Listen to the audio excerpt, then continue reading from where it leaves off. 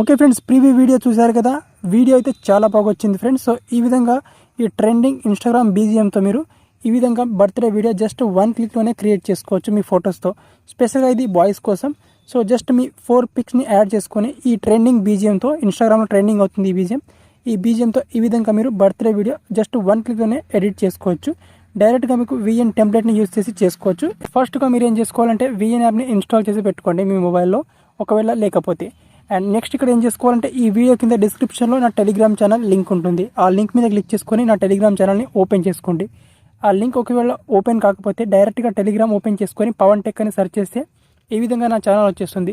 25.8K subscribers ఉన్న నా channel వచ్చేస్తుంది పవన్ టెక్ అని. ఓకే, సో ఈ విధంగా ఈ ఛానల్ని ఓపెన్ చేసుకుంటే లేటెస్ట్గా ఇక్కడ నేను విఎన్ టెంప్లెట్ 16 అని ఇచ్చాను అనమాట. ఈ టెంప్లెట్ని దీన్ని స్క్రీన్ షాట్ అయినా తీసుకోండి, లేకపోతే డౌన్లోడ్ అయినా చేసుకోండి మీ గ్యాలరీలోకి. ఓకే, ఇక్కడ ప్రీవ్యూలో చూసిన వీడియో, ఇక్కడ బర్త్డే వీడియో ఇచ్చాను చూడండి. ఓకే, సో ఈ వీడియోని కూడా వీలైతే డౌన్లోడ్ చేసుకోవచ్చు మీరు.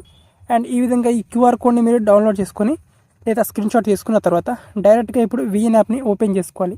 సో ఇక్కడ నేను విఎన్ యాప్ ఓపెన్ చేసుకుంటాను. విఎన్ యాప్ ఓపెన్ చేసుకున్న తర్వాత ఇక్కడ మనకు స్కానర్ ఆప్షన్ ఉంటుంది చూడండి ఇక్కడ. ఓకే, స్కానర్ ఆప్షన్ మీద క్లిక్ చేసుకోవాలి.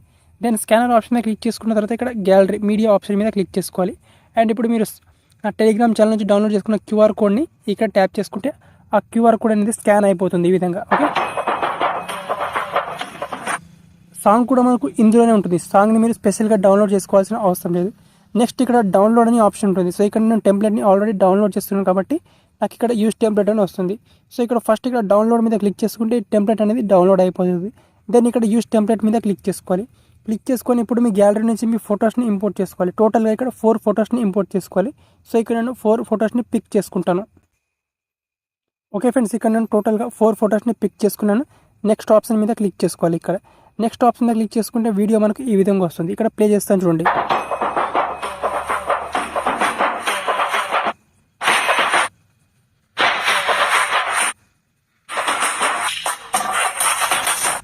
ఈ విధంగా వస్తుంది అనమాట వీడియో మనకు.